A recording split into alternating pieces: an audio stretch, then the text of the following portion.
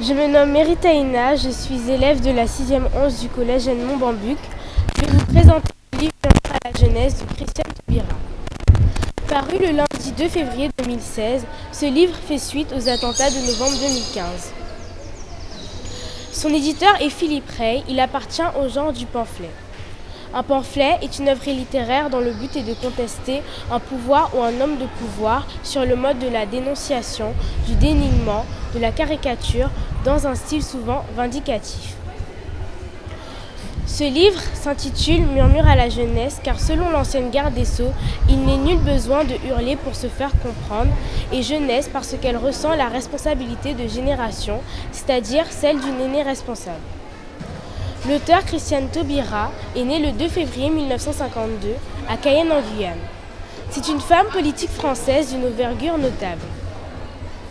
En 1978, elle commence sa carrière comme militante indépendantiste, puis participe au Parlement de loi guyanais Walwari qu'elle a fondé en 1993 et dont elle est encore présidente.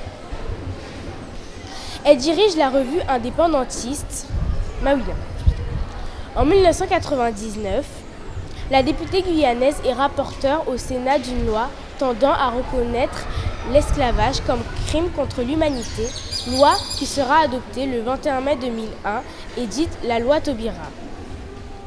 En 2002, Christiane Taubira est la candidate du Parti radical de gauche à l'élection présidentielle avec une campagne axée sur l'égalité des chances. En 2004, elle s'oppose au vote de la loi française sur les signes religieux dans les écoles publiques, considérant que faire œuvre législative plutôt que mission pédagogique, c'est perdre foi en la République. Elle est nommée garde des Sceaux et ministre de la Justice en mai 2012 au sein du gouvernement Hérol, puis du gouvernement Valls. Elle démissionne du gouvernement le 27 janvier 2016 à cause de son désaccord avec l'État au sujet de la déchéance de la nationalité, réforme qu'elle n'approuve pas. Elle en parle dans son livre en ces termes.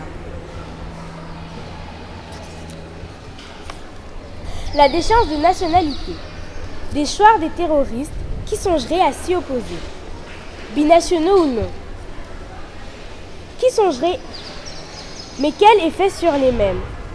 Ils ne meurent ni binationaux, ni français. Ils meurent en morceaux. D'ailleurs, étaient-ils binationaux, les 9 qui ont semé la mort et la désolation dans Paris ce soir du 13 novembre? Par contre, ils en ont tué des binationaux. 27, 3 fois plus qu'eux. Ne s'exclut-il pas de fait de la communauté nationale?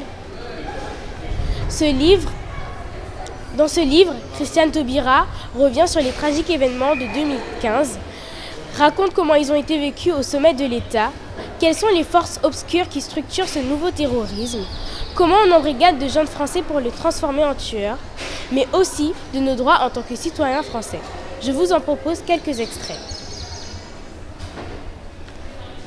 Ce que la République attend des citoyens, qu'elle protège, c'est qu'ils veillent sur elle, sur les piliers qui la soutiennent, sur les principes qui la structurent.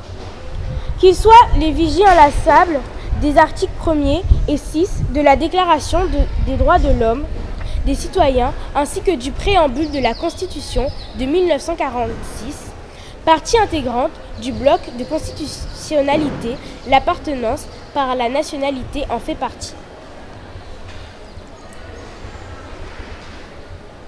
La République laïque a pris ses distances d'avec les religions sans les récuser.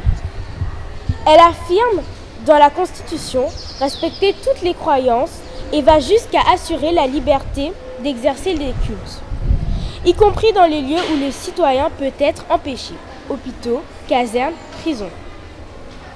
Mais elle permet surtout la liberté de conscience, elle va plus loin, elle garantit l'égalité. Elle se donne donc pour mission de faciliter la concorde, la vie commune, avec toutes les possibilités ouvertes pour chacun, afin qu'en dépit des différences, malgré elle.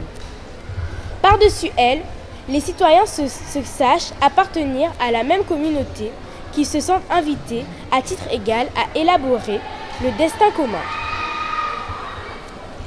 Attentats, lutte antiterroriste, état d'urgence.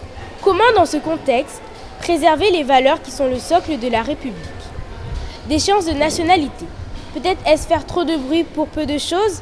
Peut-être serait-il plus raisonnable de laisser passer? Je ne suis sûre de rien, sauf de ne jamais trouver la paix si je m'avisais de bâillonner ma conscience. Le président de la République a exprimé à Christiane Taubira sa reconnaissance pour son action. Elle aura mené avec conviction et détermination et talent la réforme de la justice. Le titre de ce livre, qui semblait être adressé à la jeunesse, m'a attirée. En le lisant, je me suis aperçue de l'importance du message qui y est transmis. C'est pour cette raison que je présente aujourd'hui cette œuvre.